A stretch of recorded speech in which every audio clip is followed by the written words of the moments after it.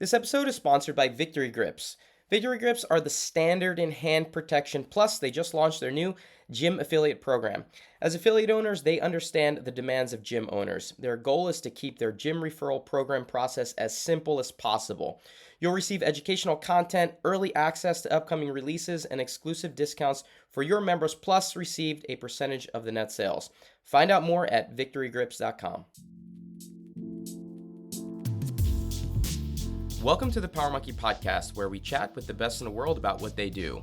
I'm your host, Dave Durante, with my co-host, Mike Service, and on today's episode, we have Brian Friend.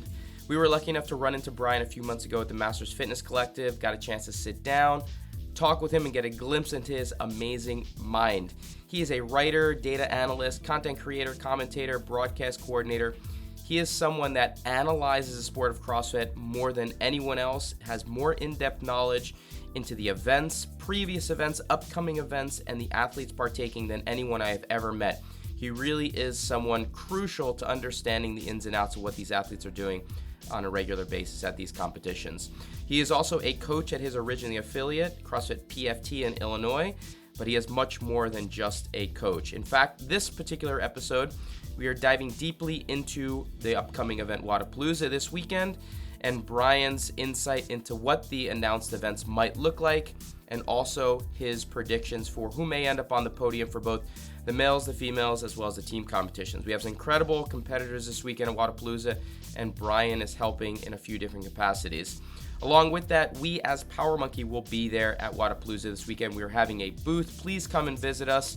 Come and do an assessment with us in person. We have a few of our weightlifting and gymnastics coaches in person doing assessments, letting you know maybe where your faults out with your gymnastics and weightlifting movements, and giving you some prescriptions on how to fix those things. Along with that, if you are a former Power Monkey camper or a Power Monkey course attendee, come by the booth because we will have some recovery tools behind our booth, Normatex, some other things where you can come and hang out and chill with us. If you're partaking in the event, come and recover a little bit at the Power Monkey booth. Get an assessment, come see us. We'd love to hang out and see you down in Miami. Enjoy.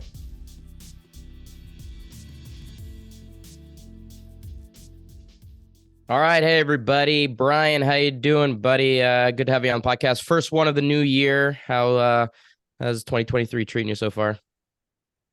So far, so good. A lot of preparation work, getting ready for Miami, and then the season doesn't start too much after that. Enjoyed the holidays, got to relax a little bit, but hitting it pretty hard to start the year. So obviously on the, we'll get into the Wodapalooza side of things in a second, but hitting it pretty hard, does that include like fitnessy type things? Are you in the gym yourself getting fit and have, I want to ask Mike the same thing, but any resolutions or fitness things that you're looking forward to the new year for yourself personally? I think I've kind of realized at this point that there's just certain times of the year that my fitness is going to be a little better and a little bit less. If I am interested in competing, I do have a team of 4 competition that I'm doing in Kansas City, Battle of the Brave, first week of February. So I'm trying to be a little bit more intentional with my training to be ready to compete since I have that competition coming up. But I can only do that a couple times a year. So I am trying to train pretty well right now, but I also know I'm going to be gone for a period of time, and so we'll just see what happens. You're braver than us competing. Mike, have you ever actually competed in CrossFit? Ever competed? Well, that's a difficult answer. I think I've pseudo competed multiple times, but probably what, like a 1 rep max event comes up somewhere and they like just throw you in for something? I think it was like 10 years ago though. They were always more strength focused. I've done a lot of fundraiser competitions, so yes, yes, I have competed. What is your fitness goal for the year, Mike? I guess I have 2. One is to break the 1 minute barrier for my handstand. Freestanding. Yes, freestanding. And then I also put a little challenge on myself to do to see if I can do some type of squat every day of the year. So I'm 3 days in and 3 squat days in. I did it a few years ago. I did the month of February. Every day I had to do a squat with 400 or more. And that was fun. I don't think I'll do that this year. Maybe I'll train into another month and then try to do that. Oh my God, you're crazy. I'm going to try to squat my body weight by the end of the year. That's going to be my big goal for 2023. Hopefully, I'm just trying to lose enough weight to actually make that possible. We'll see. My wife, Sadie, is on a fitness challenge right now. And I was telling Jordan and Mike before we got on that 2 days into the new year, they threw out this workout, Burt, hero workout, and it was like the second workout it was insane. It took me 47 minutes. It was just like bonkers to start at the new year with this crazy ass workout. But yeah, so I can't really walk right now. So it was a great start. I'm very excited about being fit in the new year. But so I think we feel prepared to, go down and watch some intense fitness in Miami. Yes. Now after. Yes.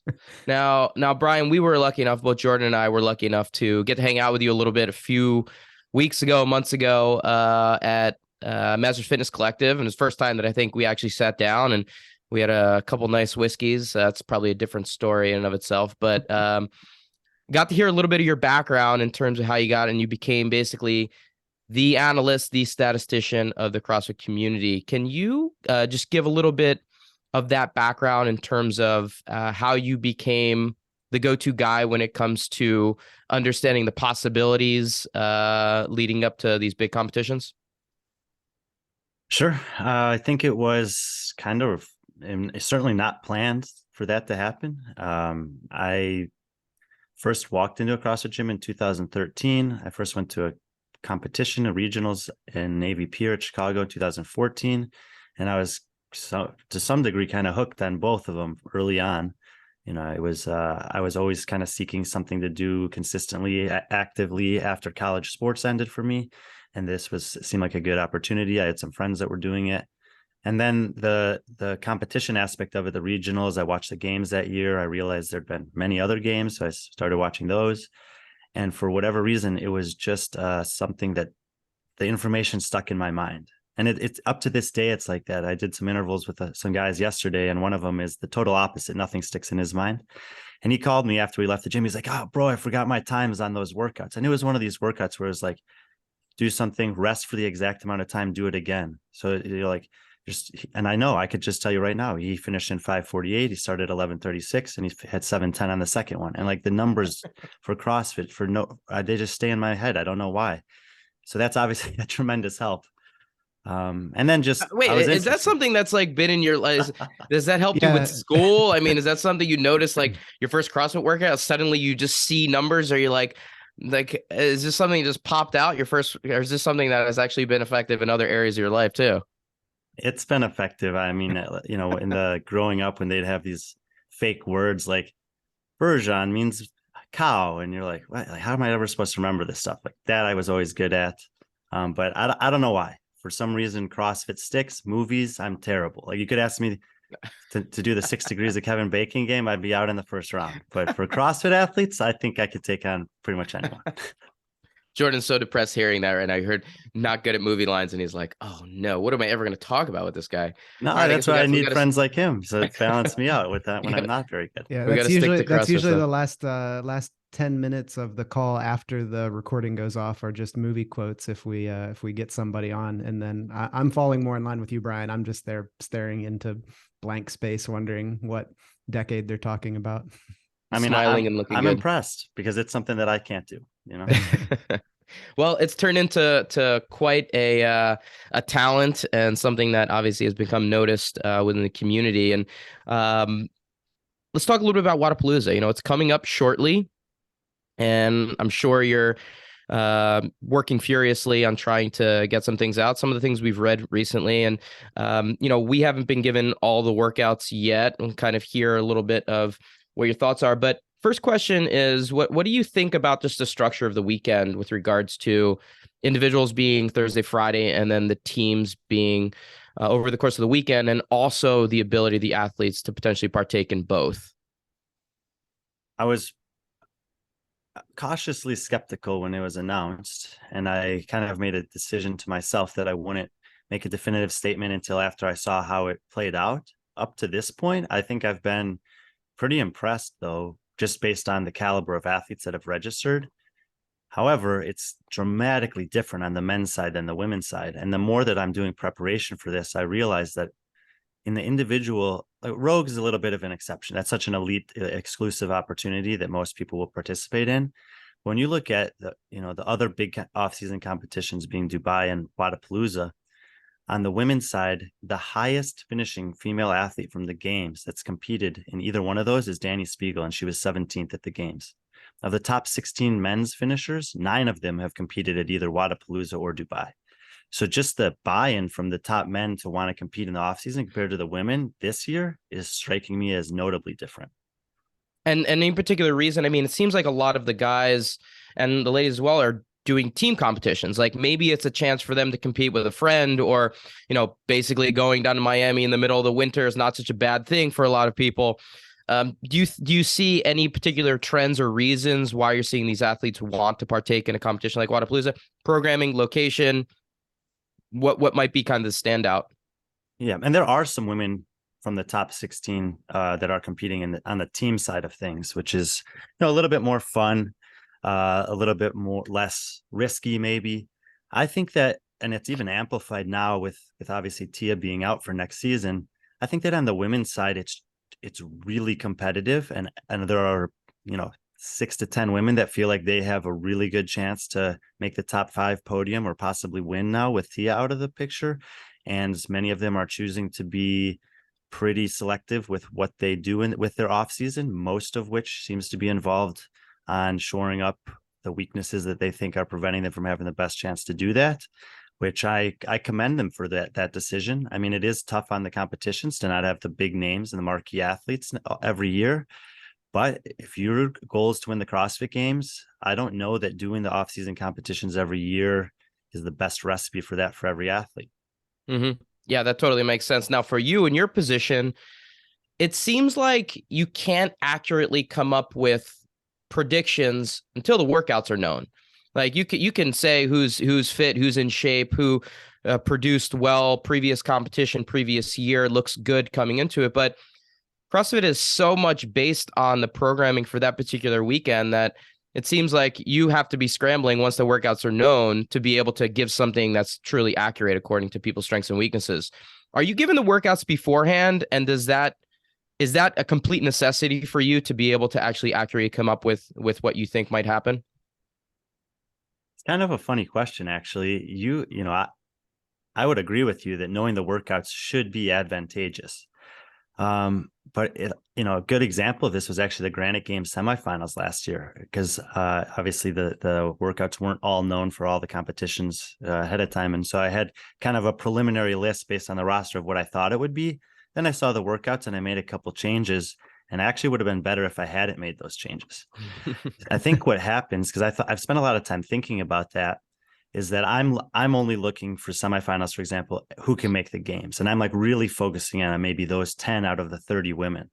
But when a workout comes out that's, let's just say, historically not good for one of those contending athletes, I think what I was failing to do was to project how big of an impact it might actually have. Like she might drop down 3 places on that workout instead of a workout that she's really good at, but that's not going to make that huge of a difference. However, with a legless rope climb workout thrown in the mix, that if someone's bad at that could drop them 20 places. So I wasn't necessarily factoring how the field might fare relative to a good or bad performance, which is just something that I'm trying to improve on. In this case, to your other question, I do have the workouts early because I'm working with the competition and the broadcast. So even though those are not my full-time jobs, oftentimes I'm hired by either the competition or the broadcast or both to help with whatever. And in order to be able to do that well, having that information is helpful. So in this case, I've known the workouts for a couple of weeks coming in. Amazing. Well, obviously, I would love to know what those things are, but the ones that we do have, do have a couple of workouts, and I wanted to go over the first one because I saw that you actually just put out an article about this one. And before we actually get into the workout, Guido was brought back to do the programming this year, and I'm curious what you think about that as a new little wrinkle to the equation, especially since you know the workouts. What do you think about having Guido do the programming for Wodapalooza for 2023? Probably the coolest thing about my inclusion in the build up to Wodapalooza this year is the trust that Dylan and Joaquin have given me to be a part of some of the conversations that are ultimately not programming the workouts, but leading to the kind of final versions that people will see of those. There's a lot of things to consider.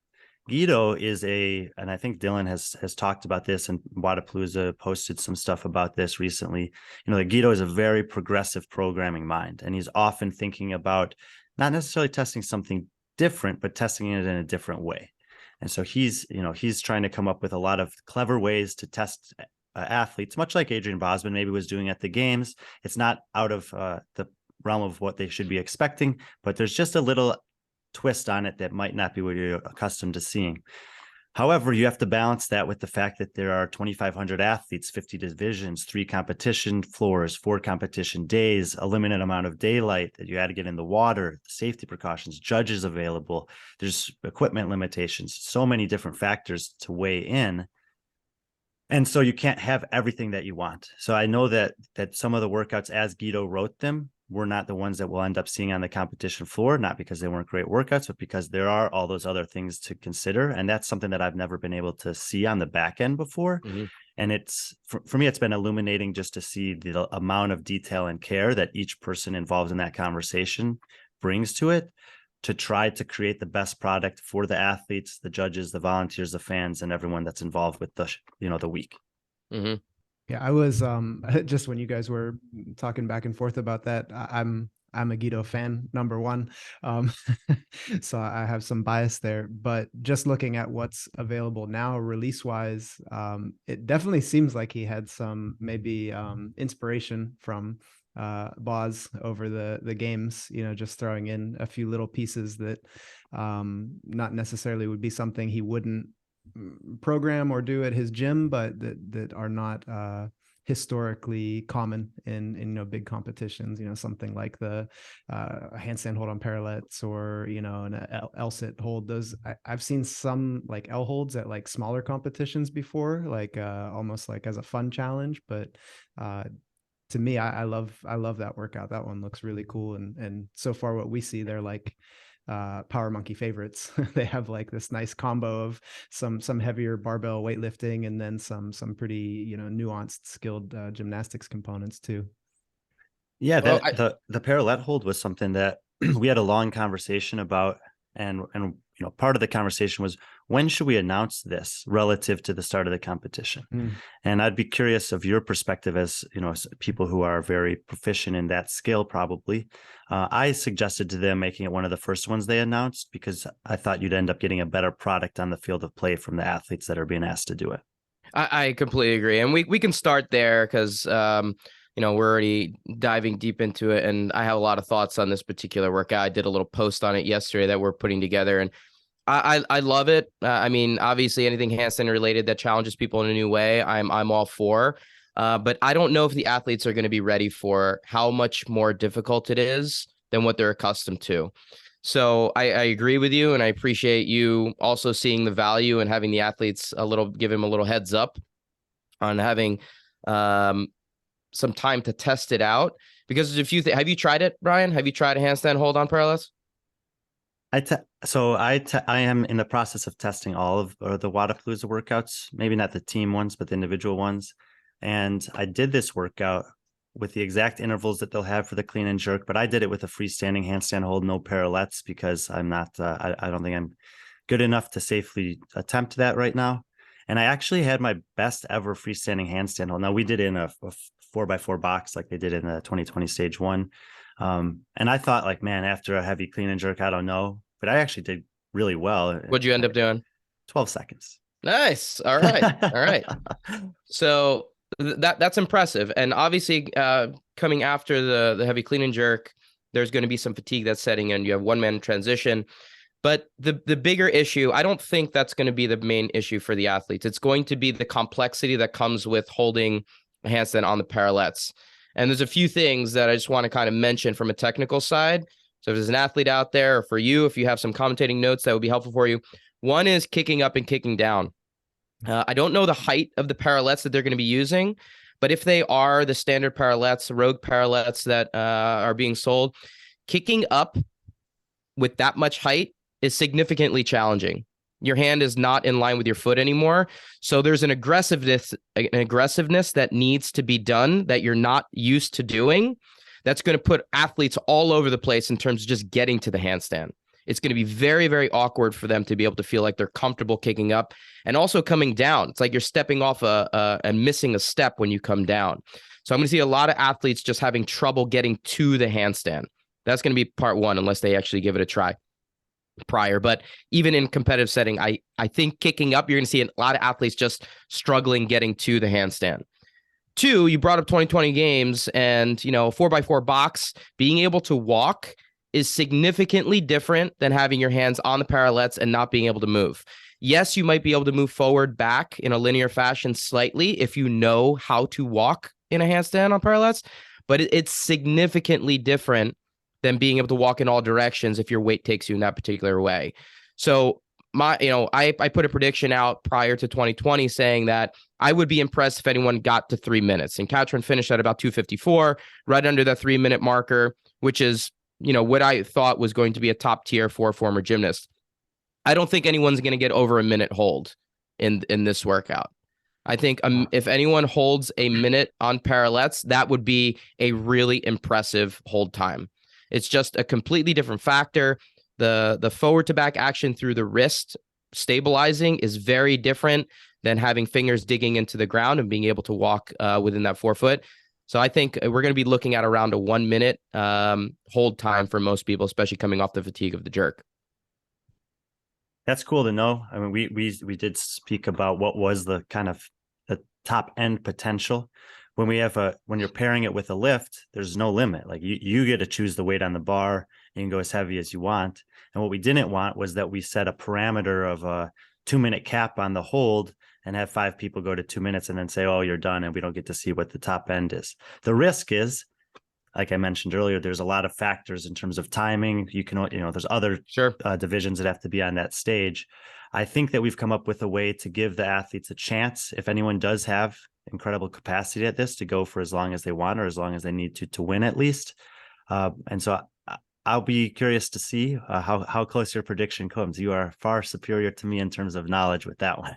So, if anyone gets to 2 minutes, I would be shocked. I would be shocked if anyone got to 2 minutes on the parallettes. I do this doubling game every once in a while. It's fun. If anyone's listening out there, give it a try. I throw it out as a programming challenge every once in a while. It's a doubling game where you hold a handstand for 7.5 seconds, then you rest for 7.5 seconds, and then you continue to double the hold time and the rest until failure. So then a 15, 30 minute, 2 minute, 2 minutes, 4 minutes, 4 minutes, 8 minutes, 8 minutes, and you keep going until failure. And, most people will do it up against the wall. I do it freestanding, but doing it on the parallettes. I did it on the parallettes yesterday as a test for this. And I won't let everybody know my score, but it's challenging. It's challenging. It's not easy to do. It's very different than doing a handstand flat on the ground. So unless anyone's actually working on this, I would be shocked to see a high score. Something you won't see anything that rivals what you saw at the 2020 games. Right. Yep. So prediction on it. Who do you think is going to do well?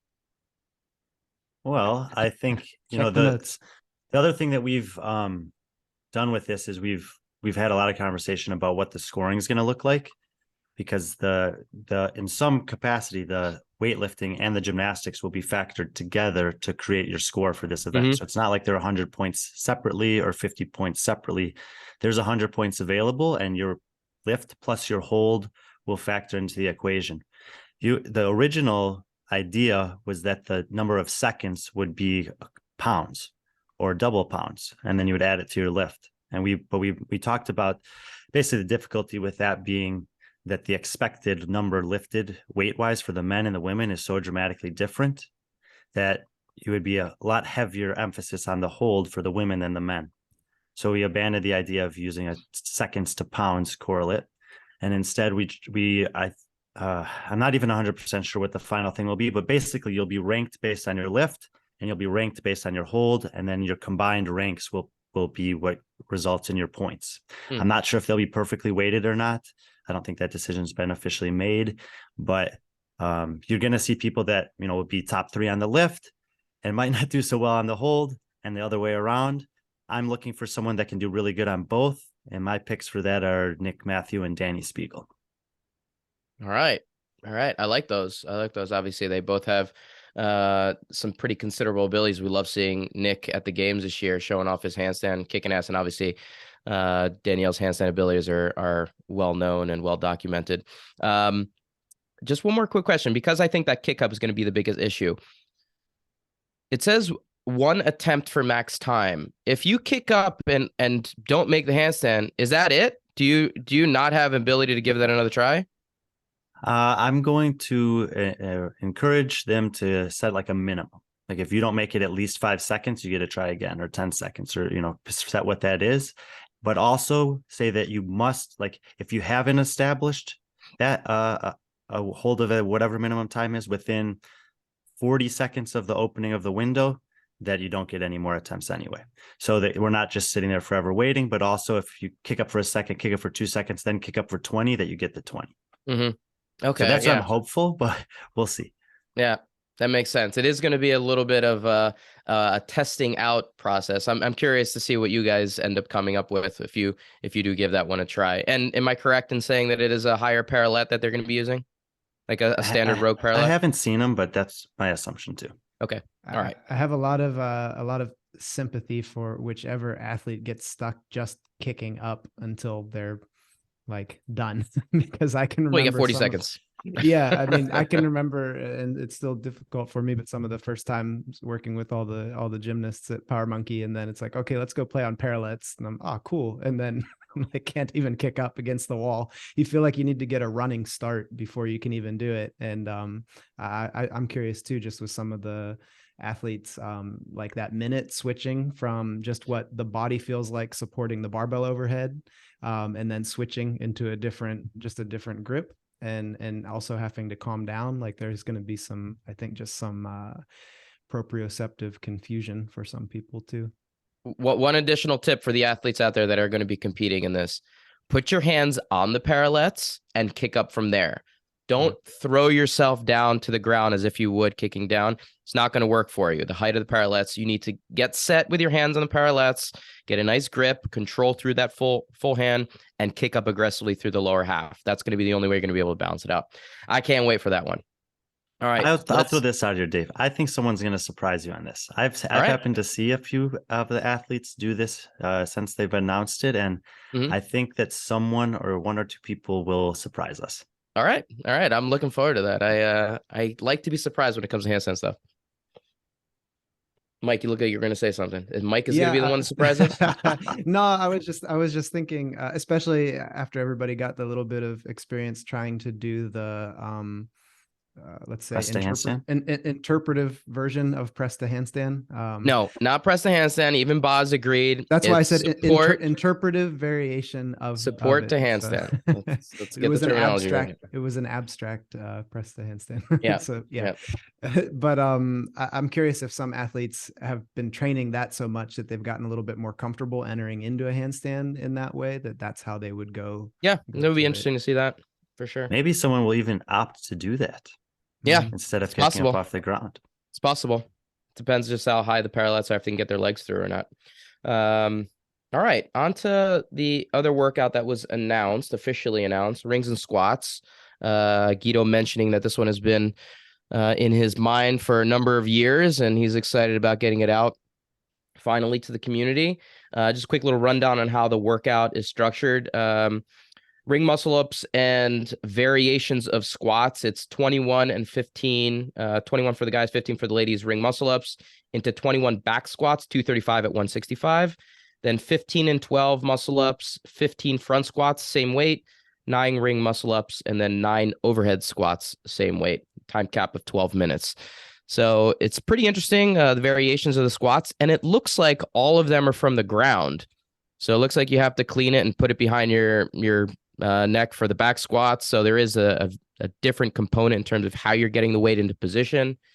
And then I want to ask you about the muscle ups in a second, but overall, what are your thoughts on just the general structure of the workout? I was shocked when he said he'd been sitting on this one for 6 years.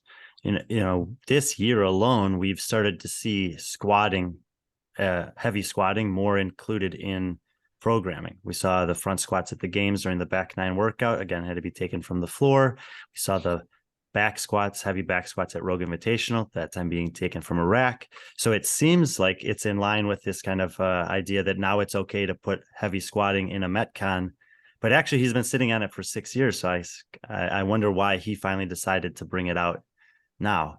In terms of the combination, I think it's pretty clever, and that for the most part, especially on the men's side, you're going to get the fittest. Because you have to be good at both. Mm-hmm. Yeah. Mike, what do you think about the squat variations there and having to take it from the floor? Oh, I mean, I love anything heavy squatting. So actually, I did do a squat competition in a CrossFit setting. So I'm curious how they're going to feel heavy legs going into the muscle ups. But we did in like 2013 or 2014 at a Barbells for Boobs, when they used to do the Pink Bra Tour. We were trying to do some fun challenges. So Matt Hathcock and I did 30 reps for time with 315 in the back squat. And he had a crazy engine, was crazy strong, and I didn't think it was going to be heavy. So we were, that would be fun. And the feeling of just pure nausea after trying to do those reps as quick as possible that goes through your body. So I know, I mean, everybody that's competing at this level are phenomenal with their strength and their engine and their ability to recover. But I'm curious to see how quickly some athletes will burn through 21 reps in the back squat at 235, and then what those first few muscle ups will feel like with a little bit of probably a delayed, like concrete leg feeling. I'm anticipating unbroken. The top athletes going unbroken on both components here. And Brian, you had Guy as a potential favorite on the men's side. Obviously, no one's going to question his ability to do the squats unbroken. Do you think that he has 21 unbroken muscle ups in him to start out? I actually disagree with you here. I don't think that you need to do the muscle ups unbroken. I think that 2 sets even throughout is going to be just fine, as long as you can do the front squats and the overhead squats. I think based on watching the final of the Lowlands Throwdown live last year in Amsterdam, where they had 10 overhead squats at 225 after they had muscle ups, bike, echo bike, and then that's one set of 10 squats at 225. And it eliminated Luka Jukic and Adrian Munweiler from the games, basically. This is 10 pounds heavier, 235, 9 overhead squats at the end of this workout. And if you're a guy like Guy, who I have no concerns about him doing those 9 reps, that's ultimately why I picked him, is because I think that he can, even if he's a little bit behind, can potentially pass by quite a few guys on the front squats and overhead squats. So you anticipate breaking up the muscle ups and the first round of 21 back squats? No, I think the guys will go for the back squats. I think that breaking up the muscle ups is probably what I would advise, depending on your squatting ability. I remember also watching the 2014 regionals. It was like 21, 18, 15, 12, 9, 6, 3 of front squats, burpees, and strict handstand pushups. There was a 205 barbell for a lot more reps, but front squats, 15 front squats at 235 is not going to be very fun. And the better that you are at squatting, I think the better you're going to do on this workout. Yeah, I agree too. I think the limiting factor will be the squatting over the muscle ups. The muscle ups are, I think the numbers are pretty in line with these athletes are pretty capable of doing. I could imagine it'll be maybe a similar viewing experience. Do you guys remember which games it was that had the heavy overhead squats? I think it was after the rope climbs towards the end, and a lot of guys were struggling to keep the bar overhead. Yeah, it was 2014, thick and quick. Yeah, thick and quick. And it was just one of those where I think a lot of athletes don't train with a lot of time under tension and overhead squats at heavy weights. And yeah, nine overhead squats to end the workout at 235 is 1 or 2 reps might feel okay, and then all of a sudden you're going to get a little wobble. It's the last 3 reps. I mean, if you could be doing great, and that last 3 reps could take you 2 minutes. It's if they have to put the bar down. I think a lot of people are gonna have to put the bar down once on the 9 overhead squats. But that's gonna be interesting to see. I'm excited. Mike, do you want to power monkey this workout, and I'll do the muscle ups? You do the squats. I don't want to do 9 overhead squats at 235 right now. I think I'm on my handstand journey right now, and I don't weigh that much, so I think I need my wrists to about a month of training to get familiar with that again. Sounds like you're in, Jordan. Yeah, but there was, I mean, that was Jordan, you got it, buddy.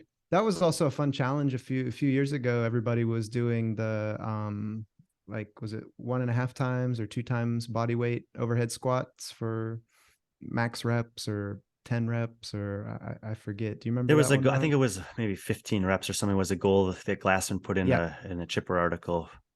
Way back when. Yeah, I failed the last rep at double body weight, and I was demoralized.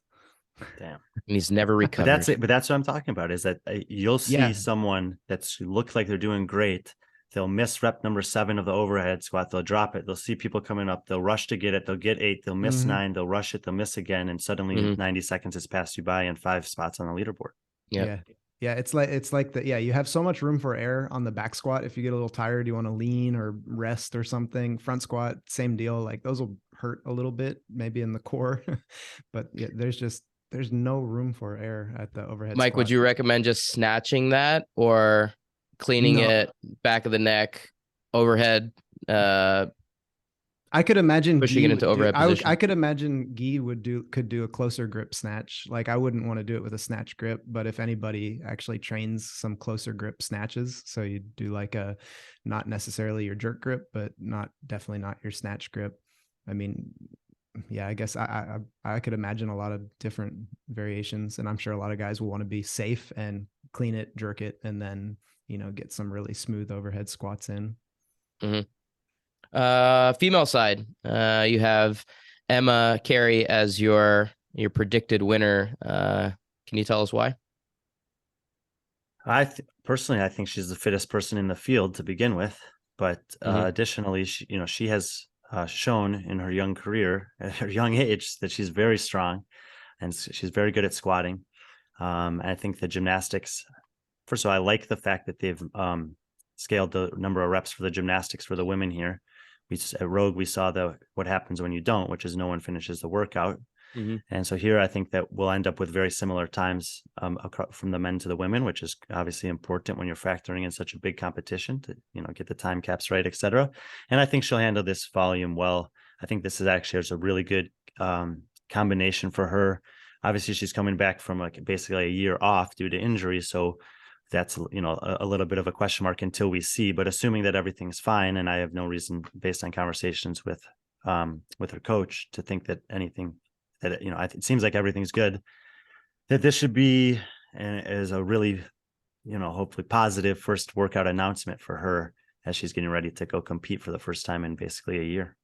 Yeah, I'm excited to watch Emma too, and see how her move to Brute has been a positive one for her. I think she's surrounded by some pretty incredible athletes and minds, and it's exciting to see her back out on the competition floor. She's one to look out for the entire upcoming season and beyond, not just for this particular weekend.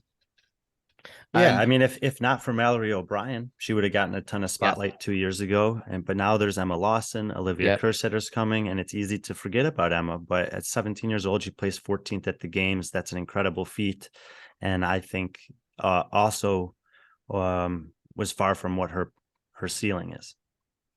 Yeah, that young crew on the female side is impressive. Like it's you mentioned it earlier, especially with Tia being out of the equation this upcoming year.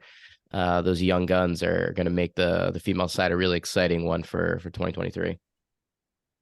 It's not like the quote unquote old guard of like Laura Horvath's only 25. That's still kind of young. Right. And you got Gabby McGowan is 23 and Haley Adams is 21. I mean, there are, Danielle Brandon's 24, 25. Usually Brooke Wells isn't even that old. She was in the top 10 last year. There's really, unless Annie Thorsdottir comes back and can compete, there's not really anyone beyond 27 years old on the women's side that's going to be making a hard push for the top 5 at the games. It's awesome. It's going to make for a very exciting competition. I mean, it's a separate conversation, but CrossFit is one of the really one thing they do well is how much they've promoted and put to the forefront the female side of the sport.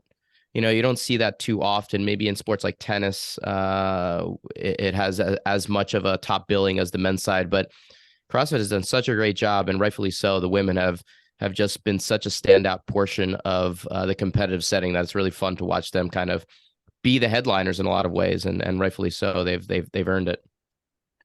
And CrossFit set that precedent early on. Even though the first couple of years of the games, you had 8 times as many men in the field as women, they gave just as much publicity to the male winner as the female winner, and have carried that tradition all the way through.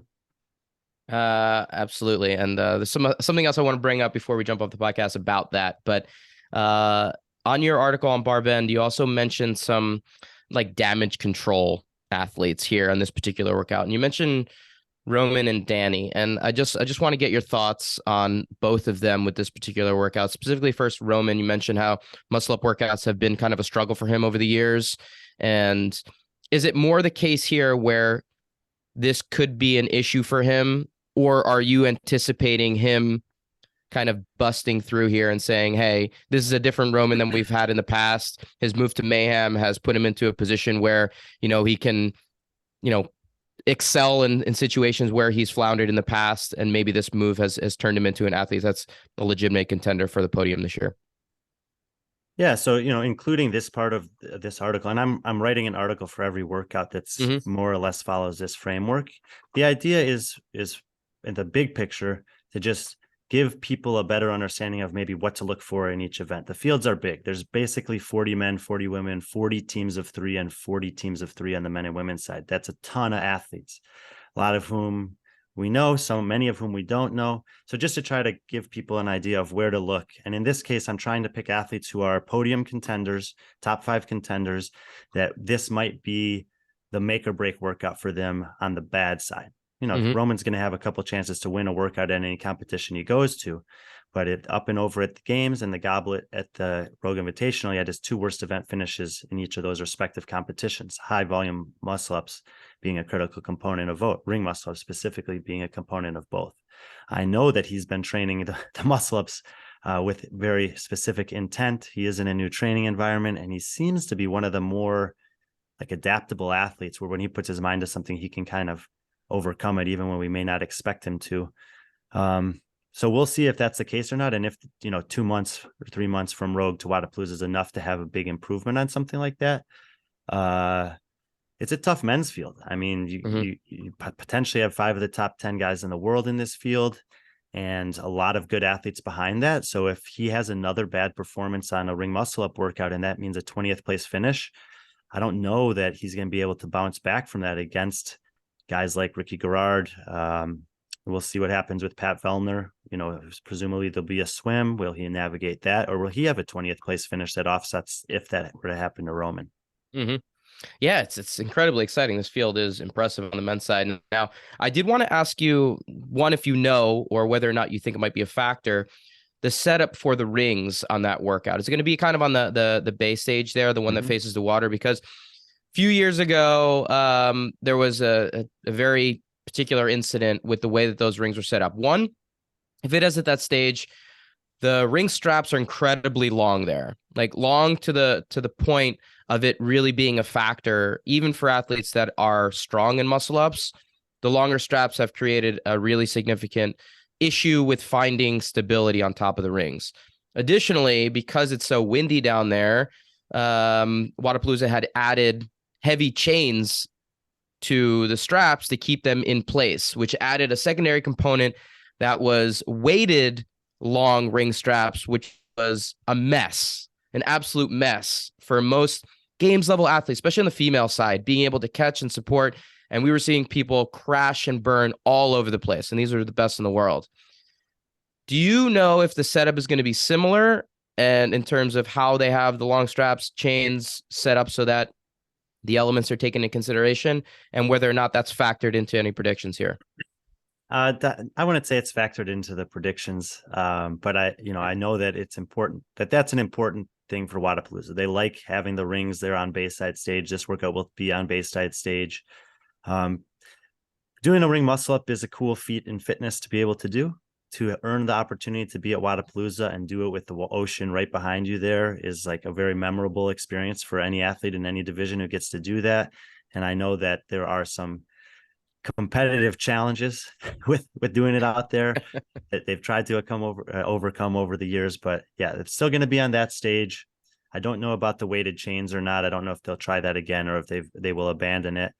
But wind and long straps are not an uncommon thing to competition. I remember watching during the goblet workout at the Rogue Invitational, there was basically were 3 women that were very close for several of the rounds. And one of them got to the rings for, I think, round 5 or 6. And she was just standing there for 10 seconds waiting for an opportunity to jump and catch her rings in a spot where she could get them both. And the other 2 women had already done 3 muscle ups each. Wow. And, as an athlete, there's like, you have to have the discipline and composure to wait. If you jump up and miss and they start swinging more time can go away from you. So I think in all elements of this workout, the composure is going to be critical. Pick up the bar when you're ready. If you're not sure, drop it instead of having a sloppy rep that who knows what's going to happen.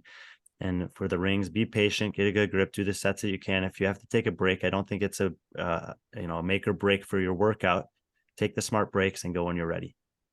Yeah, I can't wait to watch it. I always love, it is such an epic location right there on the water. It's such a beautiful stage that it makes for a great competition setting. So hopefully everyone stays safe and it does turn out to be as well as they had pictured it when they wrote the workout. Team competition. We have one team competition that's workout that's been announced so far, the 3-2-1 liftoff, just for the listeners out there. For total load, athlete 1, 3 rep max overhead squat, athlete 2, 2 rep max front squat, athlete 3, 1 rep max shoulder overhead, 2 attempts per athlete. Where are we on this one? Where are you thinking on the team side? Who's your predicted winners on the male and female? So they've had they've announced this workout. I think it's cool that the way that they've designed it. So, you have to be strong and you have to have 3 people that are strong, but they don't necessarily have to be all strong at the same thing. But for the men here, I'm assuming that Sam Dancer is healthy and that he's only competing because he's healthy. And I think that the trio of Joshua Achama, Jorge Fernandez, and Sam Dancer is as good a pick as any to win this one. Obviously we know how strong Sam is. Jorge Fernandez, I think, hit a 1 or 2 rep front squat at 440 plus pounds at the games this year. And Joshua Achama's probably going to do the overhead squat and be just fine. We're not going to give away much to anyone else on that. So I think that's a strong pick for the men. The women was really difficult to pick for this because I found a lot of teams where they had 2 that were really good and 1 that I'm just like, man, I don't know. And but I ended up going with actually Andrea Nisler, Taylor Williamson, and Sydney McAlishan on this. Andrea and Taylor both did really well on the front squat and shoulder to overhead. I can't remember which one did which at the games, but those were the 2 things tested in the team division in the strong event at the games this summer, and they both did great. And Sydney's she's, again, I think that she'll probably slide in for the overhead squat and be able to do something that's on par with most of the other athletes. Having 2 of the stronger athletes on her team, I think they're a pretty good pick to, if not win, at least have a top 3 on this. Love it. Mike, if you could pick 2 other coaches from Power Monkey to do this workout with, who would you pick? And which one would you do of the 3? Oh gosh, is this one like in the individuals? Are they all from the ground, or are they going to have a rack for these? This ones? Is from the rack. This is from the rack. And you can pick females too, so you can pick potentially from our female coaching staff. Yeah, I'll probably, since I'm getting Vanessa in there. We're going to go mixed team. So Vanessa McCoy, because any Power Monkey team that would ever be assembled needs to have her on there because she's the only one of us that is still competitive and good at both disciplines. I'd be happy to go with the front squat. I think that's the one that I would be least afraid of hurting myself in at this point. So, and then who's your 3?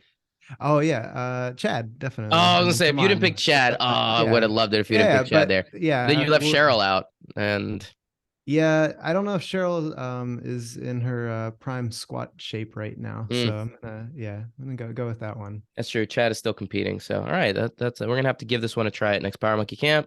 So all those people who've ever signed up, we'll see this 3-2-1 liftoff with Mike, Vanessa, and Chad, and we'll see how they do versus the winners from Wodapalooza. Brian, do I don't want to know. I just don't give know. a I was just gonna say I don't know how closely you stay connected to any of the unique Power Monkey family and coaches, but we're going on like 10 years now of where we're at in our space, and it starts to get less impressive, at least on the weightlifting end for all of us, of what what we can do. that's So why you've like shifted your focus to the handstand this year. exactly. Yeah. The Exactly. like our, Power Monkey Camp 1, 2, 3, like the weightlifting party tricks were way more impressive than what they are now. Like it's it's a humbling experience to age as a weightlifter in an environment of such freak athletes now. What did we do? This was like 8 years ago when Kalipa first put out the man test on parallel bars. We were doing it all the time. We were, Yeah, you we did did Superman test. We did two versions of Superman test, 7 down to 1 with dips across a full parallel bar, so 56 total dips with traverse, and then we did Chad did handstand it with overhead traverse. carry and overhead squat. Chad did it 5 down to 1 with 135 with a 15-foot walk forward and back with overhead. That was pretty freaking badass. That was awesome. Yeah, So it's one of those where when somebody says, "Oh, it's 135," but then when you think of like how many minutes you're holding oh yeah, that yeah, overhead, it was no yeah. joke. That was no joke.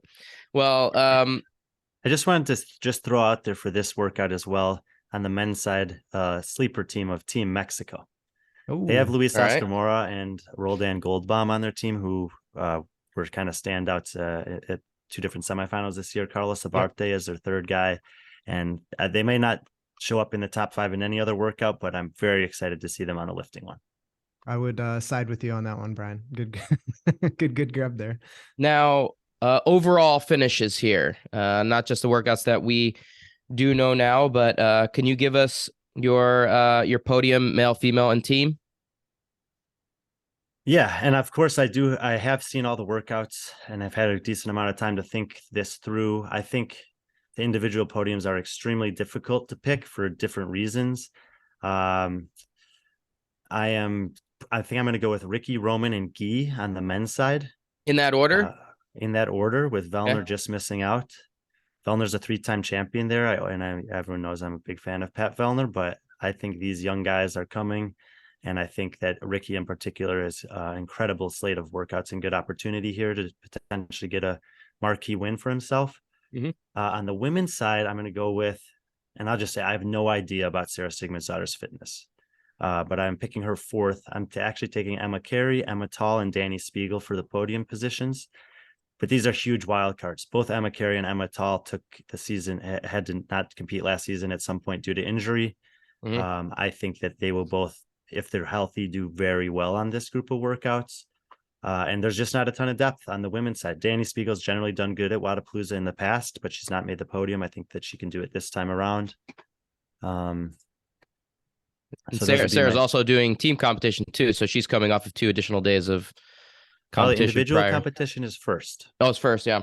Yeah. So that is to her advantage. How do you think that is from the spectator perspective? Do you anticipate good viewership and good attendance midweek, Thursday, Friday for individuals?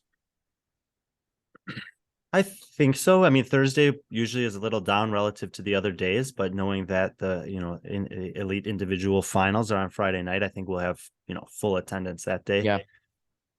And Saturday and Sunday will be the teams, and I think I'll start with the women. Both the men's and women's teams divisions are absolutely stacked. I think that it's going to be very close on the women's side between Laura, Jamie, and Gabby, and Annie, Mal, and Katrin. I don't know why. Everyone is so excited about that team with Annie, Mal, and Katrin. I just have a feeling that the other team's going to win. Kind of similar to what we saw last year, where Oslo just clipped Mayhem at the end, but everyone, especially in the West, in the US, is going to be going for Mayhem.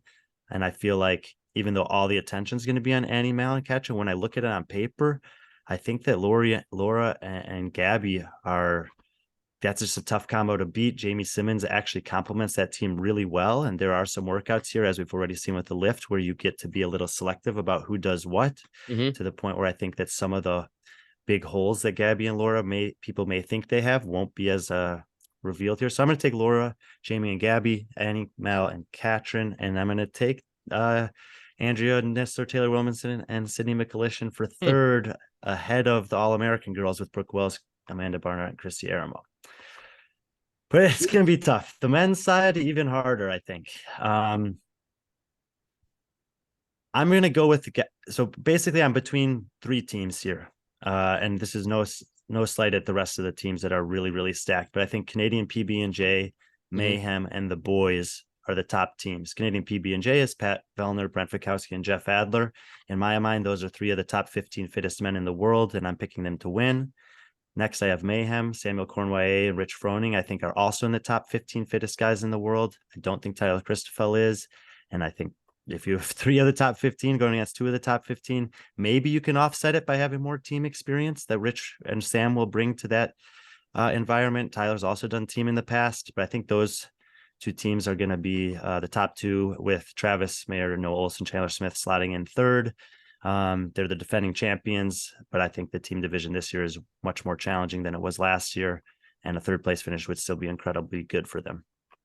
These teams are stacked. Oh my God. Just I'm individually, just looking at them like, yeah, that team's going to win. And then I go to them like, yeah, that team's going to win. They're just crazy impressive. Yeah, the teams I'm leaving off are Tola Morquinho, BKG, and Cam Porter, Cole Sager, James Sprague, Jason Hopper, Willie George, Roman Krenikoff, Jay Crouch.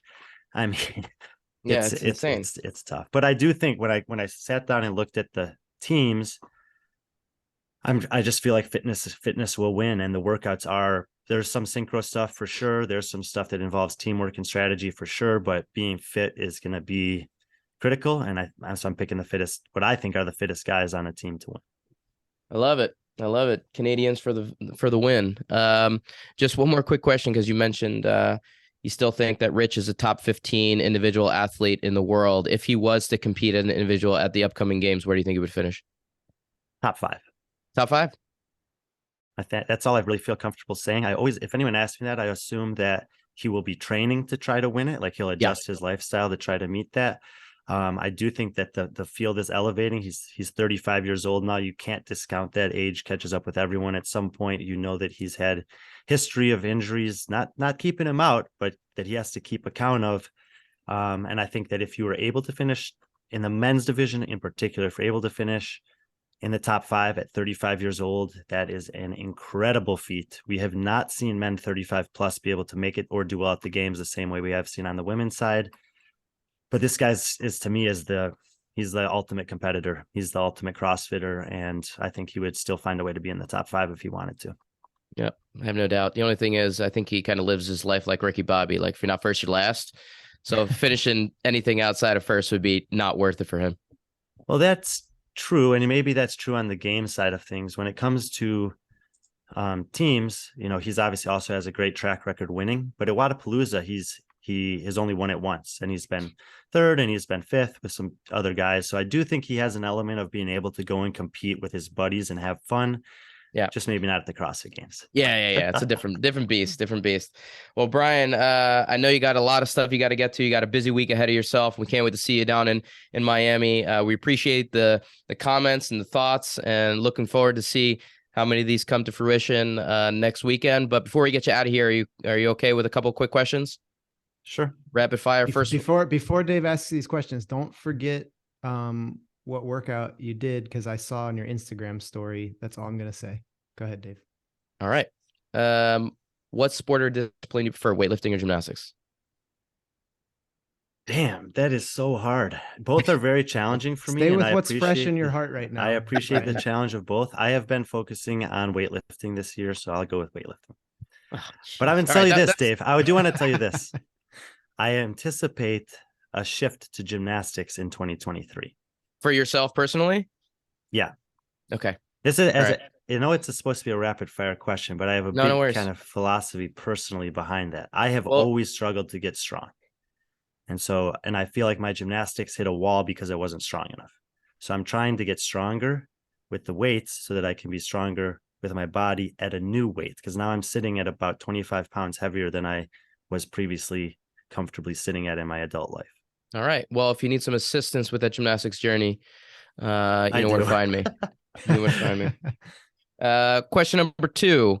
Any guests that you think would be good for us to have on the podcast? Someone you've come across recently that would be a good interview for us? I feel like I have a great answer for that, and I just don't have it at the tip of my tongue right now. Okay. Yeah, it's normally a challenging one for someone to come up with on the spot. I mean, I did look through the list of guests that you've had in the past. It's a very impressive resume.